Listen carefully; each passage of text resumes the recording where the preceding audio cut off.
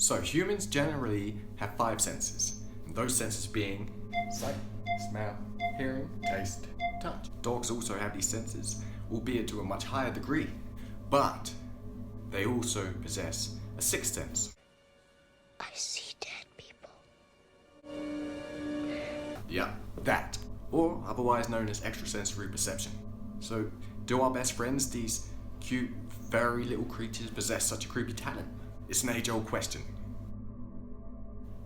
Yeah, really. I came across a video I took one night of my 2 dogs howling. They never howl.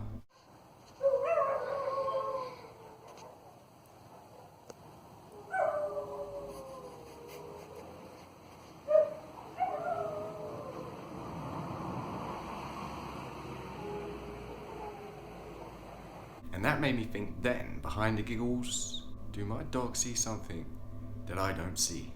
But fear not, for we have advice on this matter. And a link's in the description below, but the following is what you should do and how you should react if your dog sees a spirit.